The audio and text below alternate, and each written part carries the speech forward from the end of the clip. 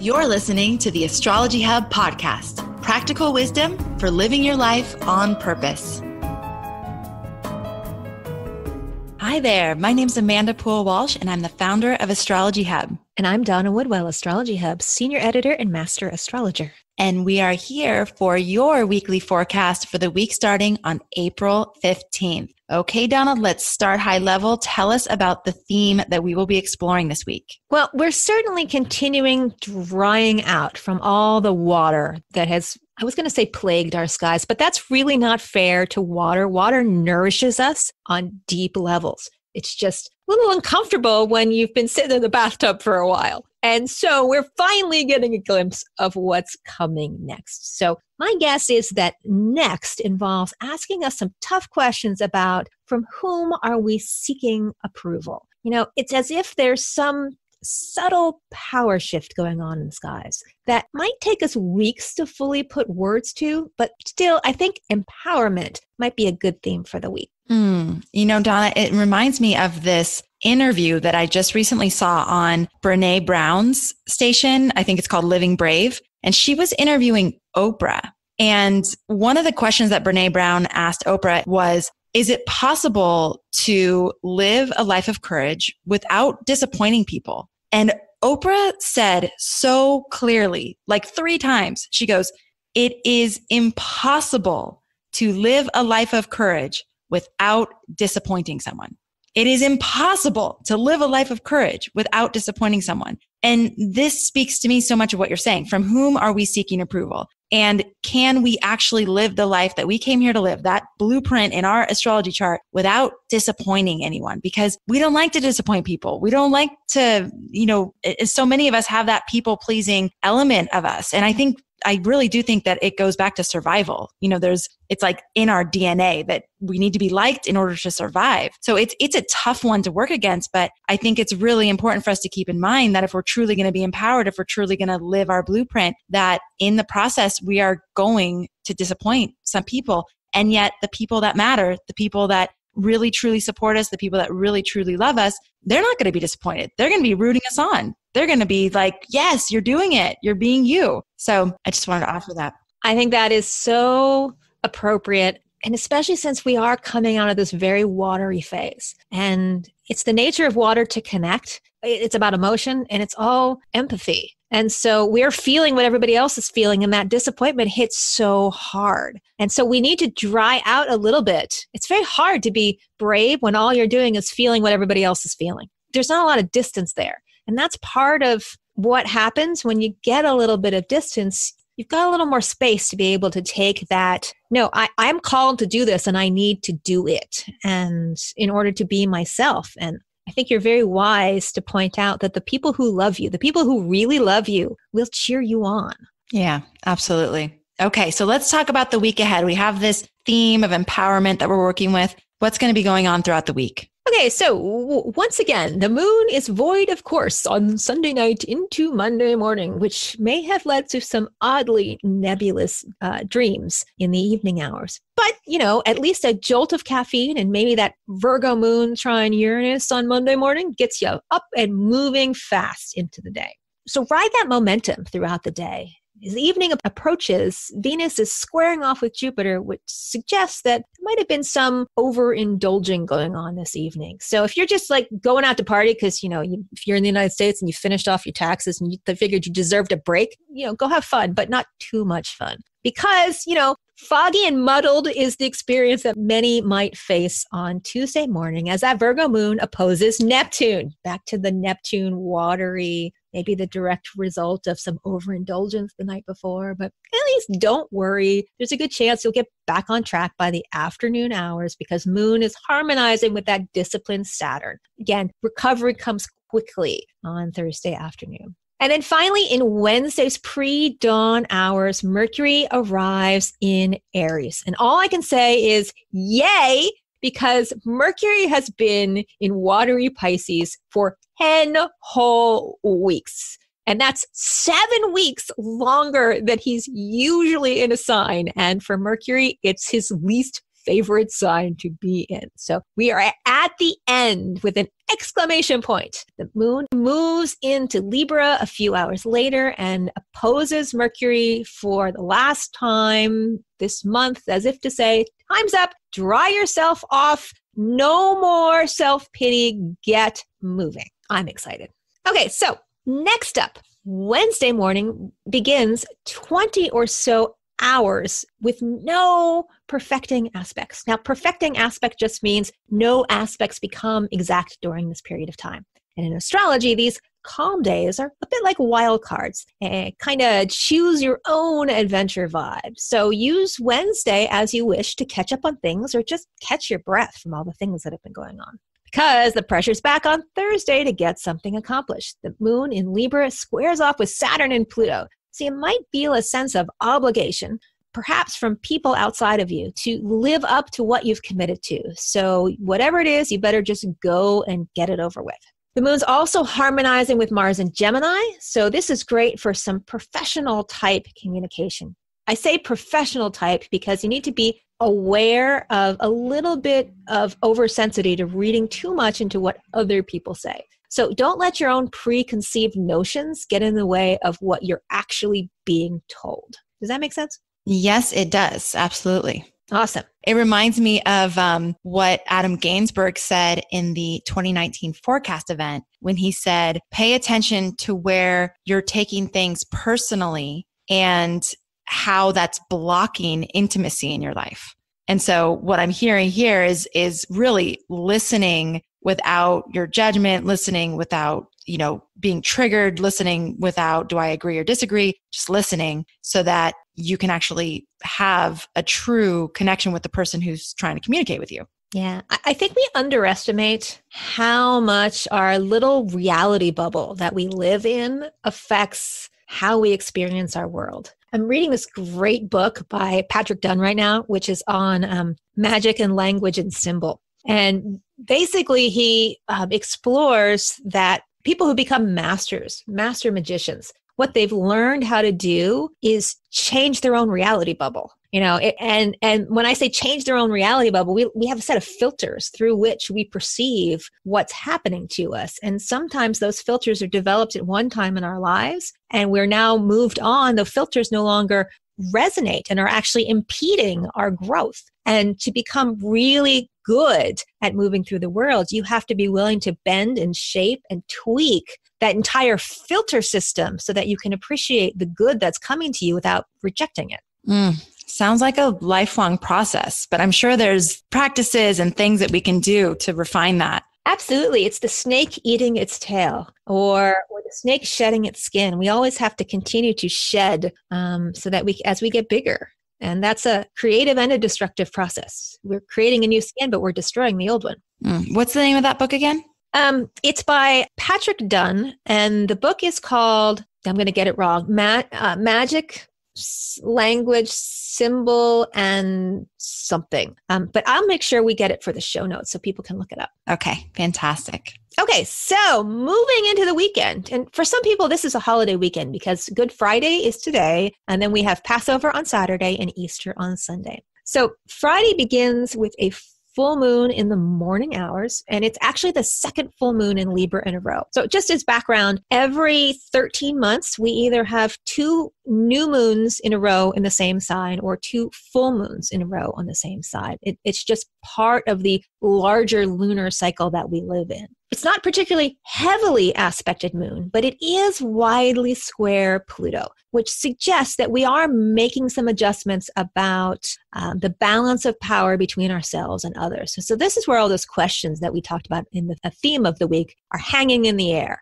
Actually, it makes me think of the Captain Marvel movie that was released last month. There's a scene in the movie where she's challenged, to prove herself to the villain in the movie. And she just sort of shakes her head and says, I don't need to prove myself to anyone. So really get clear on to whom you think you have to prove yourself, because this might be a key to unlocking some of your own superpowers. Yeah, I mean, I think she's on it. And the name of the game is we're here to, I don't even want to use the word prove, because we're not even proving something to ourselves either. I think that there's so much empowerment in seeing what we're capable of. more than anything else. It's like, well, am I capable of going to that next level? Am I capable of that level of excellence? Am I capable of that level of kindness, of compassion, whatever it is? And it's really, again, back to that. We talked about this last week, but we're the only ones who can really judge that. We're the only ones that can really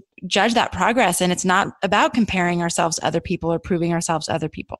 Maybe we should redefine proving in the sense that, if I remember from my baking lessons, if you want to make dough that rises, you have to proof the yeast. And that basically means getting it in a state where it will make the dough rise and bring that chemical reaction to take it to the next level. So maybe if we can, as that kind of proving that we are getting the yeast prepared to help us to be better bread, to rise, to flourish. To rise, to flourish, to nurture. I mean, all of that's beautiful. I love that, Donna. And it's true that because right now, when I think of prove, it's like, well, you're proving yourself, meaning like you're coming from a place of lack already and you have to like prove something. But what you just said totally changed that for me. So I love that. That's a great reframe. Okay, so after the full moon, the moon slides into Scorpio and then opposes Uranus in Taurus. So if the full moon brought you an epiphany, then you're probably not going to hesitate to go make a change, even if it's painful. So what would you sacrifice in order to have your freedom back? What did you think about? Fortunately, Friday afternoon hours are mercifully uneventful because I think we're all going to need a break by then. And the cosmic tides shift again on the weekend as the sun moves into Taurus and Venus into Aries. So with the sun moving into earthy Taurus, the spotlight is definitely shifting to the earth element over the coming weeks, especially in May, when at one point we will have 6 planets in earth signs. And that's a lot. Generally speaking, in astrology, when you're talking about popular astrology, we're talking about 10 planets. So having 6 of them in an earth signs, that's more than half of the bunch that we're usually working with. So we're moving in a time when you can finally get your feet on the ground and make some solid progress if you're willing to slow down and be methodical, because earth likes stability, but it also likes going one step at a time. And Venus in Aries gives us a brief window in which to pursue our private passions. Now, Venus is often a people pleaser because she's so much motivated by her desire to love and be loved. But in Aries, that's the one time when Venus's people-pleasing tendency is a little muted because she still wants what she wants. But at least for the next few weeks, she's more than willing to flout conventions and expectations in order to get what she wants. No approval required. So after another overnight void moon, Luna leaps into fiery Sagittarius on Sunday morning and then harmonizes with both Mercury and Venus later in the day. This energy certainly feels more light and celebratory than it has lately. So it's a great afternoon for maybe a family gathering or some socializing. If the weather's good, I expect to see a lot of folks out in the local parks and trails, finally shaking off all the long, cold, very damp winter that we've had. And that urge for freedom is strong as the sun prepares to meet Uranus on Monday. But more on that in next week's forecast. All right, Donna. So some takeaways for all of you this week. Number 1, things are drying up for a while, and it's starting this week. Number 2, where are you seeking approval from others at the expense of you? How can you prove yourself to yourself?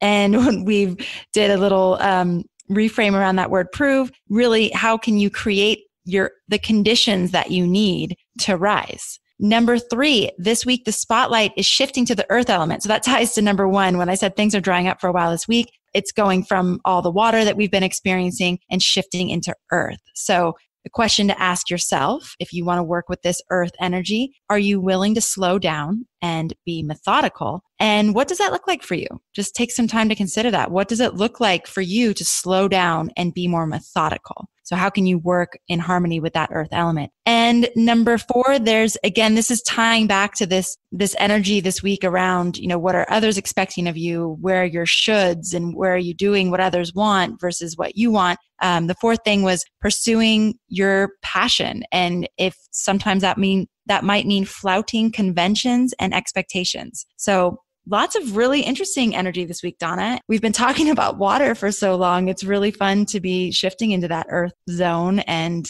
shifting ourselves along with that, you know? You're a Capricorn. I'm a Virgo. It's like, you know, you have to love all of the signs because we need them all to grow and thrive. But at a certain point, we all have our personal preferences. And I'm like, oh dry. Totally. Oh my God. I mean, yeah, I live on an island surrounded by water. So obviously I love water, and it's like, it does feel good. It just feels like we can get some footing. You know, it's that water sometimes after a while, it's like, oh my God, it's just like, you know, floating back and forth all the time can get a little tiring. And lots of tears. You hang around astrologers enough. It doesn't matter what's moving into some other sign. By the time it gets to the 29th degree, you're like, I am so tired of blah, blah, blah. I'm so looking forward to it moving into the next one. And it doesn't matter what the last one was, whatever it is, you're just done.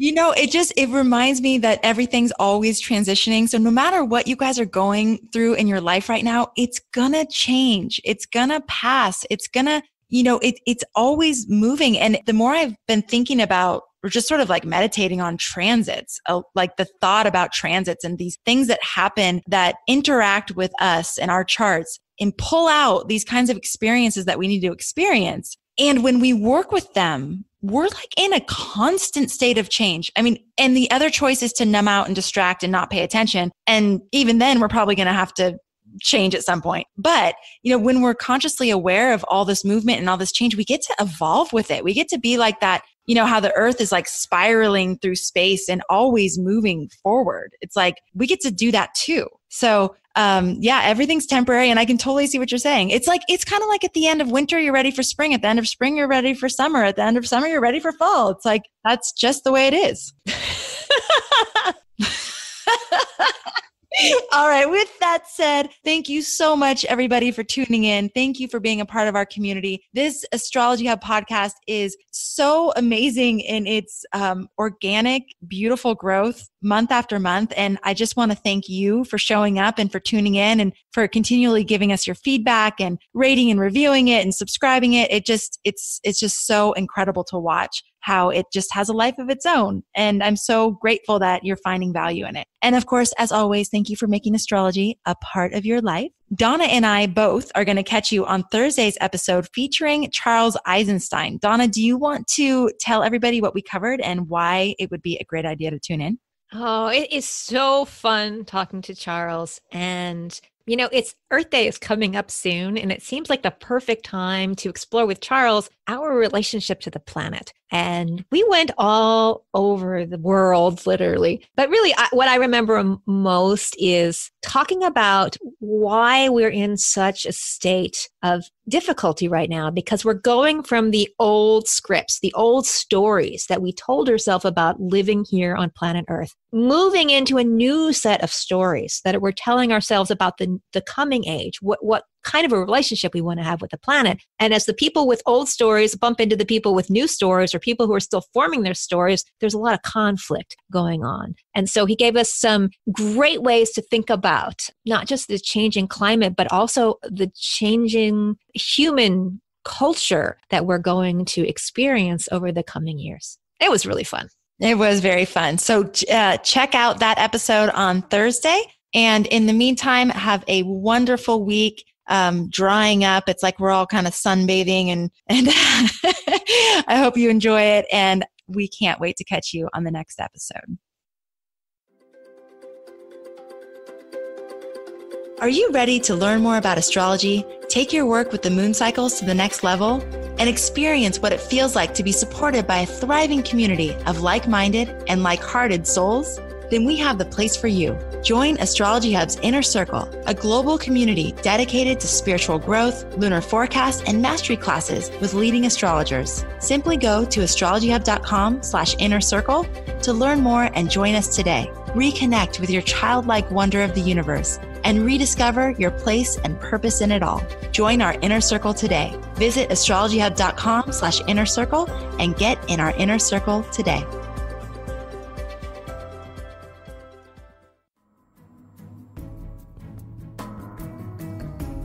Thanks for listening to this episode of the Astrology Hub podcast. We can't wait to continue exploring with you and bringing you astrology's most practical wisdom so you can live your life on purpose. We'll catch you on the next episode.